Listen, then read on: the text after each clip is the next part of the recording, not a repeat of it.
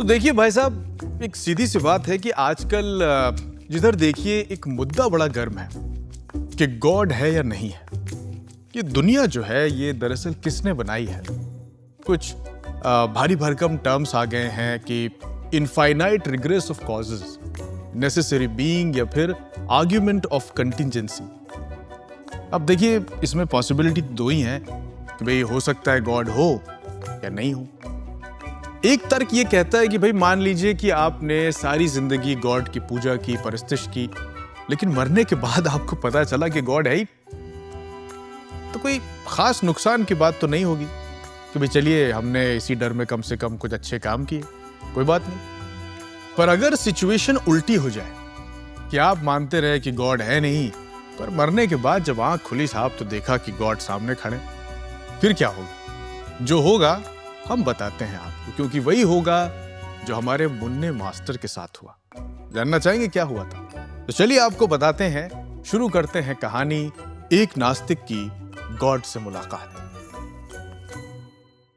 तो हुआ यूं भाई साहब कि एक दिन हमारे मोहल्ले के पीछे वाली गली में एक दरवाजे के सामने कुछ लाल कुर्सियां रखी हुई थी।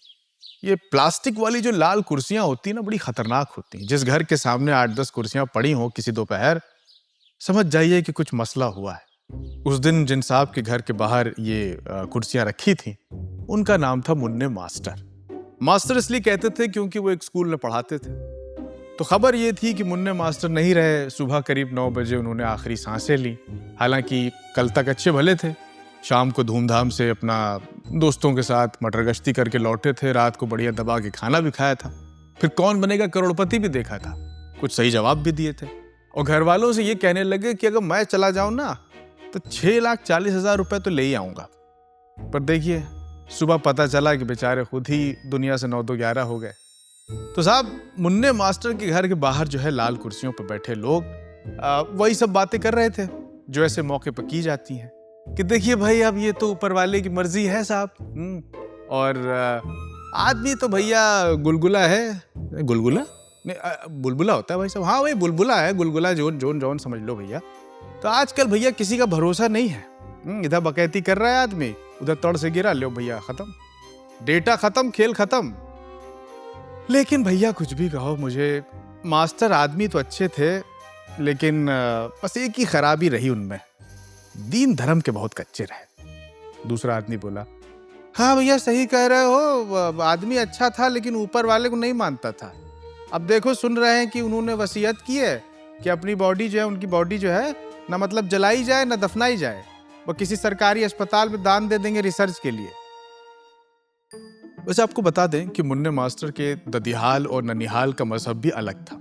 एक तरफ हिंदू मजहब के मानने वाले थे और दूसरी तरफ मुस्लिम। किसी जमाने में उनके माँ बाप ने अपनी पसंद से शादी की थी गैर मजहब में, लिहाजा घर में कभी ऐसा धार्मिक या मजहबी थोड़ा कट्टर वाला माहौल नहीं रहा। और मुन्ने मास्टर ने जब होश संभाला तो दोनों धर्मों की किताबें भी पढ़ी, और किताबें पढ़ने के बाद उनके मन में दोनों ही धर्मों के लिए कोई अकीदत या आस्था नहीं पैदा हुई। और आखिर में उन्होंने घोषणा कर दी कि वो आज से नास्तिक हैं, एथीस्ट हैं। उनका मानना था कि आदमी जो मरता है उसकी आंख बंद होती है और बस पिक्चर वहीं खत्म हो जाती है। मौत के बाद कोई आफ्टर लाइफ नहीं है, कोई आसमानी दुनिया नहीं है। लेकिन आज मुन्ने मास्टर के साथ हो गया था खेल, क्योंकि मौत के घुप अंधेरे और गहरी खामोशी के बाद अचानक से उन्हें होश आया, जैसे एक लंबी नींद खुली हो और होश वापस आ गया। आंखों के सामने रोशनी ही रोशनी थी। ये मौत के बाद की जिंदगी थी, ये मुन्ने मास्टर की आफ्टर लाइफ थी, ये दूसरी दुनिया थी, गॉड की दुनिया। वो जगह जो थी वो सफेद बादलों से घिरी हुई थी, जमीन पर धुएं के गुबार थे और सामने एक बेतहाशा भीड़ थी। एक बड़ा सा एंट्री गेट था जहां से लोग अंदर आ रहे थे, और एंट्री गेट पे लिखा हुआ था वेलकम बैक। वेलकम नहीं लिखा था, वेलकम बैक, क्योंकि आदमी यहीं से तो गया था, वापस आया है। तो मुन्ने मास्टर आगे बढ़े और लंबी कतार को उन्होंने देखा कि हर आदमी के हाथ में कागज है। तो सामने से उन्हें एक दुबला पतला आदमी आता हुआ दिखाई दिया। बोले, भाई साहब सुनिए। वो उसने रुका तो उसने अपने हाथ में कागज़ उसने भी ले रखा था। बोला, हाँ बोलिए। ये भाई साहब ये क्या सिस्टम है यहाँ का, मतलब मुझे कुछ समझ नहीं आ रहा है, मतलब करना क्या होता है इसमें? असल में मैं आज ही मरा हूँ तो अंदाजा नहीं है। ओहो, न्यू कमर हो तुम, उसने कहा। चलो उधर बेंच पे बैठ जाओ, कोई आकर तुम्हें फॉर्म देगा, फिर फॉर्म को भरना, आगे तब नंबर मिलेगा, तब आगे काम होगा। चलो बैठो उधर।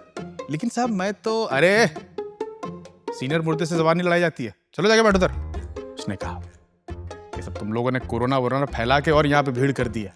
अच्छा खासा कोरोना से पहले यहाँ हर आदमी के पास 2 रूम सेट था, एक आदमी के पास। और 3-4 साल पहले जब ये कोरोना फैलाया तुम लोग, तब से यहाँ पे इतनी भीड़ हो गई है कि हम लोग एक रूम में 3-3 आदमी बैठ रहा है, जिसको देखिए मरा चला आ रहा है साहब। चलो बैठो उधर, उस आदमी ने कहा। मुन्ने मास्टर एक जगह पे बैठा दिए गए, कुछ और लोग भी बैठे थे वहां पे। तो ये वहां पे गए, थोड़ा आदमी सोशल होने की कोशिश करता है। इन्होंने कहा, हेलो नमस्ते, वो भाई साहब हम जरा अभी नए आए हैं यहाँ पे, असल में कल ही मेरी डेथ हुई है, तो वो बड़ा हाईटेक लग रहा है यहाँ पे सब मामला। अच्छा आप कैसे मरे भाई साहब? तो एक कुर्ता पैजामा पहने हुए एक आदमी बोला, अरे भैया क्या बताएं, बस गलती हो गई जरा सी। वो हम असल में नेता थे, तो बड़े नेता थे, तो हमको इलाके में बुलाया जाता था, पार्षद थे पार्षद, तो हमको बुलाया जाता था। तो एक मूर्ति के अनावरण के लिए हमको बुलाया गया। वो पत्थर की मूर्ति थी, वो कपड़े से ढकी हुई थी, तो उसको रस्सी खींच के हमको उसका कपड़ा हटाना था। अब कमबख्त कपड़ा जो है मूर्ति में फंस गया, और मूर्ति थी कमजोर, हमने जैसे ही खींचा भाई साहब मूर्ति हमारे ऊपर गिर गई, बेंच पे बैठ। तो बस वहीं समझ लीजिए मतलब उद्घाटन हो गया फिर। अच्छा। तो बहरहाल इस तरह से बेंच पे बैठे सभी लोगों ने अपनी अपनी कहानी बताई, लेकिन उन सब में एक बात बहुत कॉमन थी, और वो ये थी कि वो सभी बहुत धार्मिक लोग थे, मजहबी लोग थे। और वो इसलिए श्योर थे कि आखिरकार उन्हें या तो स्वर्ग में जाना होगा, क्योंकि वो भाई, या जन्नत में जाएंगे मतलब, क्योंकि वो तो धार्मिक आदमी है। मगर इनकी घिग्गी बंधी जा रही थी, क्योंकि ये तो किसी को मानते नहीं थे। अब जब उन्होंने देखा कि सामने से एक काला चोगा पहने हुए एक शख्स हाथ में रजिस्टर लिए हुए चला आ रहा है, और उसके यहाँ पे एक बिल्ला लगा हुआ था, उस पर लिखा हुआ था स्टाफ, तो वो इनके करीब आया। बेंच पे जो लोग हंसी ठिठोली कर रहे थे उसको देख के अचानक चुप हो गए, घुटने जोड़कर पीछे वाली दीवार पर टेक लगा के बैठ गए सब लोग। कुछ देर रजिस्टर के पन्ने पलटने के बाद उसने नजर उठाकर कहा, तैयार हैं फिर आप लोग? सब लोगों ने हाँ में सर हिलाया। एक बोला, हाँ भाई साहब तैयार तो हैं, वो हमारे घर वालों ने नहला धुला के भेजा है भैया, तो आप बताइए क्या करें। उसने रजिस्टर निकाला और उसमें से एक कागज का एक टुकड़ा उनकी तरफ बढ़ा दिया, जिसे देखकर बाकी लोग तो बड़े खुश हुए, लेकिन मुन्ने मास्टर के कान गर्म हो गए। फॉर्म उन्होंने जब देखा, वो जो कागज का टुकड़ा था दरअसल एक फॉर्म था। जब उन्होंने फॉर्म देखा तो बड़े हैरान रहे, क्योंकि फॉर्म में नीचे की तरफ डिटेल्स मांगी गई थी। और मजे की बात यह है कि सारी अकीदतों के लिए, सारी आस्थाओं को, चाहे आप किसी भी धर्म के हों, किसी भी मजहब के हों, उन सबको बराबर माना गया था। यानी दुनिया में मौजूद सभी आस्थाओं या अकीदों का नाम लिखा था, आपको बस अपने वाले के आगे टिक लगाना था, और उससे कोई फर्क नहीं पड़ना था कि आप कहां जाएंगे। लेकिन सब लोग तो खुश थे कि चलिए कोई फर्क ही नहीं पड़ा, चाहे मैं किसी भी मजहब का हूं, किसी भी धर्म का हूं। पर ये भाई साहब सोच रहे थे कि हम कहां टिक लगाएं, क्योंकि नास्तिक का तो कहीं कुछ खाना है ही नहीं इसमें। और बाकी सब, उसमें सारी डिटेल्स मांगी गई थी फॉर्म में। पूछा गया था कि भाई अपना नाम लिखिए, जब जिंदा थे तो आप कहाँ रहते थे, किस शहर में थे, मौत कैसे हुई, और झूठ बोलते थे कि नहीं बोलते थे, और किसी की शादी में गए तो खाना खाते हुए ये तो नहीं कहा कि नमक कम है, ये जोड़ी बराबर नहीं है। रिश्तेदार के बच्चों से ये तो नहीं पूछते थे कि तुम्हारी सैलरी कितनी है बेटा, हैं? और पड़ोसी की बेटी जो जॉब करती है वो कब आ रही है और कब जा रही है, इस पर नजर तो नहीं रखते थे। मल्टी लेवल मार्केटिंग जो है वो उसके एजेंट बन के खानदान वालों का मेंबर बनाने के लिए उनका खून तो नहीं पीते थे कि हमारे मेंबर बन जाइए। और या फिर ये भी लिखा था कि इंस्टा पर लोगों को इनबॉक्स में रील तो नहीं भेजते थे। तो बहरहाल ये देख ही रहे थे कि कर्मचारी जैसी ड्रेस पहने हुए एक आदमी उनके पास आया और इनसे बोला, ए जी आप फॉर्म काहे नहीं भर रहे हैं? फॉर्म भरिए। ये बोले, वो हम असल में हम तो किसी को मानते ही नहीं थे। तो बेंच पे जितने लोग बैठे थे वहां आसपास, सबके चेहरे उनकी तरफ घूम गए। हैं? मतलब मुन्ने मास्टर ने पूरी बात बताई कि मैं दरअसल साहब नास्तिक हूं, मैं तो कोई मजहब मानता नहीं था। स्टाफ वाला जो आदमी था जो थोड़ी देर पहले आया था, वो ऐसे हैरान हो गया जैसे ये सिचुएशन तो उसकी इतनी लंबी जॉब के एक्सपीरियंस में कभी आई नहीं। उसने फौरन अपनी कमर में जो वायरलेस लगा था निकाला और अपनी भाषा में सीनियर स्टाफ को कुछ सूचनाएं देने लगा। हेलो हेलो सर, सर एक बड़ा यूनिक केस आया है सर। मेरे 35,000 साल के वर्क एक्सपीरियंस में आज तक ऐसा केस कभी नहीं आया। एक आदमी है, वो ये कह रहा है कि वो मतलब किसी को भी नहीं मानता है, मतलब वो जो है कह रहा है कि वो नास्तिक है। इधर उसने ये बात कही, तभी अचानक वहां पर एक इमरजेंसी सायरन बजने लगा। मुन्ने मास्टर जो थे उनकी बात सुन के सारे लोग, सारा स्टाफ हैरान रह गया। बड़े बड़े वहां पे स्क्रीन लगे हुए थे, उनमें बड़ी सूचनाएं चलने लगी और बड़ी अजीब गरीब जबान में कुछ इंफॉर्मेशन फ्लैश होने लगी। रंग बिरंगे बल्ब लगे थे, वहां पे सायरन बजने लगे। कुछ ही देर में वहां पे अफसरान ने आकर मुन्ने मास्टर को घेर लिया। किसी के काले चोगे के कंधे पर सुनहरे सितारे थे, किसी ने अजीब सी टोपी लगाई हुई थी, सबके हाथ में लैपटॉप थे और ये सब उसी में अपनी अपनी रूल बुक खंगाल रहे थे कि अगर ऐसी सिचुएशन आएगी तो फिर क्या किया जाएगा, इस केस से डील कैसे किया जाए। उनमें से एक शख्स था जिसका लैपटॉप जो था वो टच स्क्रीन वाला था, वो उन सबका बॉस था, सीनियर था। तो उसने कहा इनसे, चलिए हमारे साथ आइए। ये पीछे पीछे चलने लगे। मुन्ने मास्टर को किसी अलग जगह पर ले जाया गया, शायद किसी बड़े साहब से मिलवाने के लिए। तो स्टाफ के लिए बनाए गए एक खास गेट के अंदर से जाते हुए मुन्ने मास्टर की आंखें बड़ी चकाचौंध हो गई थी।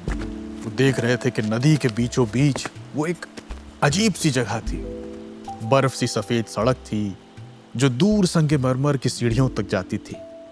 एक तरफ आसमान नीला था और दूसरी तरफ काले धुएं सा था।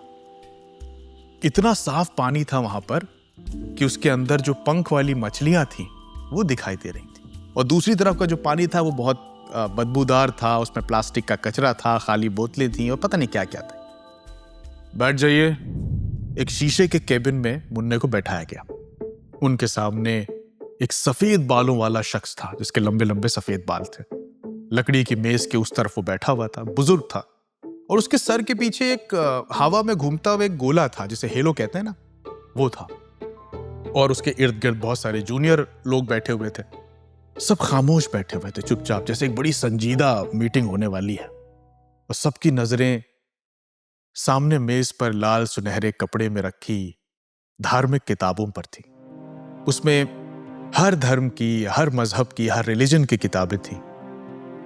उस बुजुर्ग शख्स ने कहा, तो आप कह रहे थे कि आप इनमें से किसी किताब को नहीं मानते? बुजुर्ग ने कहा। ये बोले, जी मैं यही बात है। लेकिन ऐसा कैसे? क्या आपको लगता है कि दुनिया अपने आप ही बन गई? तो आपको क्या लगता है, ये दुनिया क्या जादू से चल रही है? मुन्ने ने उन्हें देखा और बोले, जादू पे यकीन होता तो इनमें से कोई एक जरूर चुन लेता। मुझे लगता था कि ये दुनिया प्यार से चल रही है। अभी उस छोटे से केबिन में बात चल ही रही थी कि अचानक एक आवाज गूंजी एक लड़की की, एक्सक्यूज मी एवरीवन। सबने पलट के देखा। केबिन का दरवाजा आधा खुला था। गले में HR वाला आई कार्ड डाले एक लड़की अंदर झांकते हुए बोली, बर्थडे सेलिब्रेशन के लिए सब लोग कैफेटेरिया में आ जाइए प्लीज। बुजुर्ग ने गुस्से में उसको ऐसे देखा, बोला, दीज HR पीपल। खैर, उसको लोगों ने नजरअंदाज किया। मुन्ने मास्टर की नजर उन किताबों पर थी।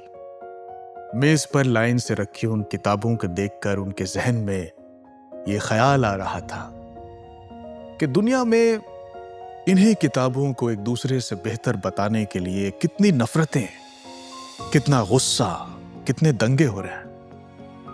लेकिन यहां तो सब बराबर है। इसे मानो या उसे मानो, एक ही बात है। इस बेसिस पे ये नहीं डिसाइड हो रहा कि कौन कहां जाएगा।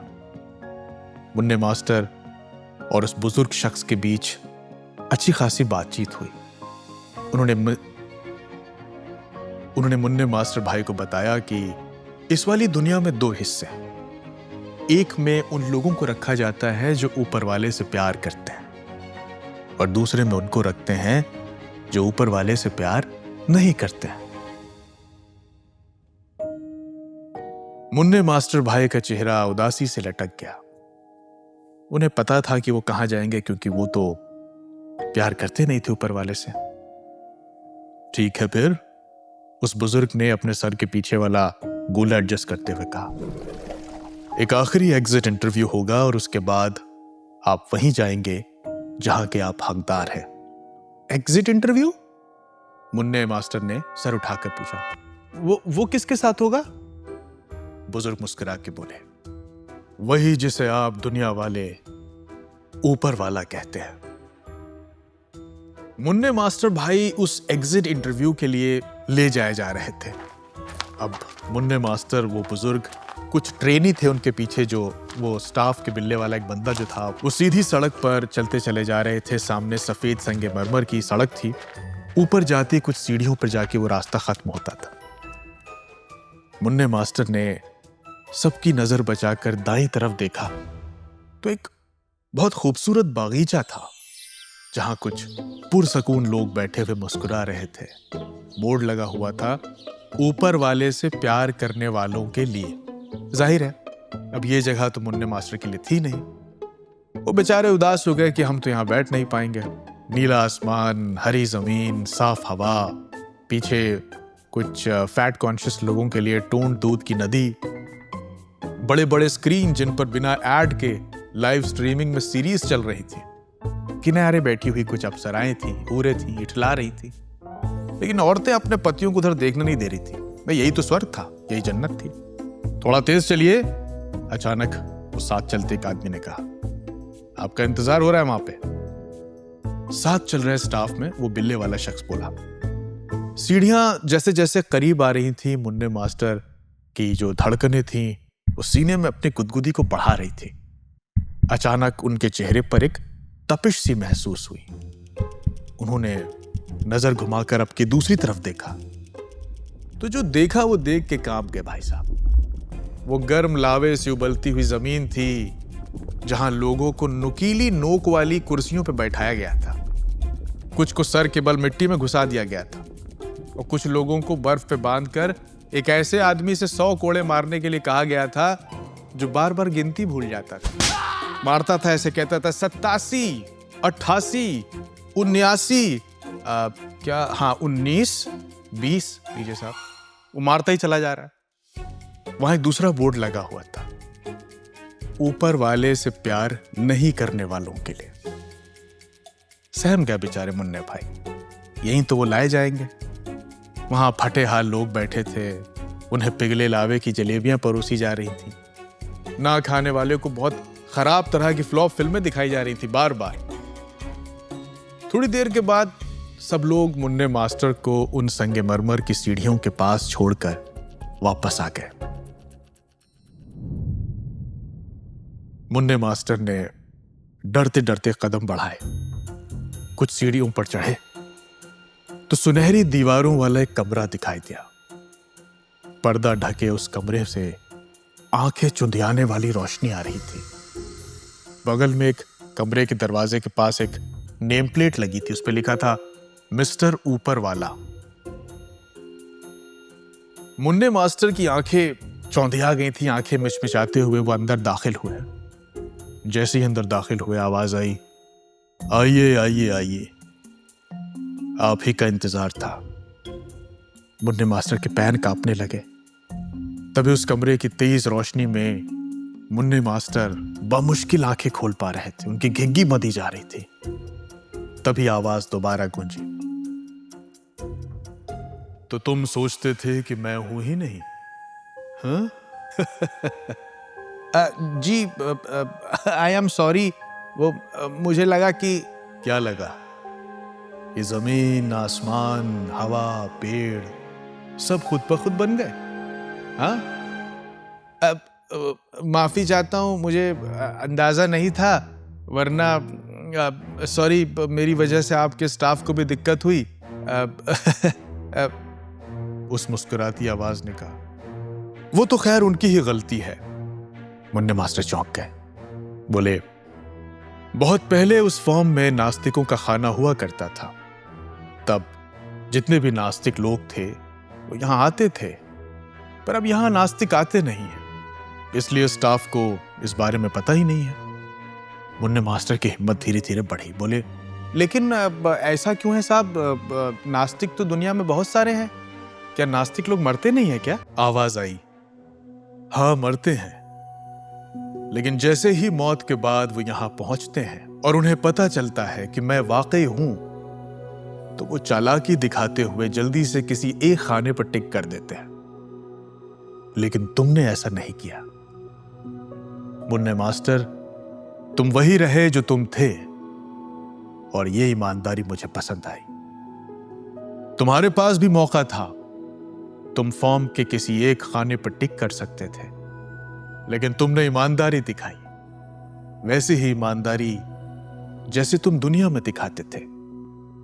सबसे प्यार करना, सबकी मदद करना। मैं यहां से सब कुछ देखता था। आंखें चुदियाए मुन्ने मास्टर जो थे थोड़ा मुस्कुराए, थोड़ी हिम्मत बढ़ी, लेकिन कुछ सोचकर फिर उदासी में डूब गए।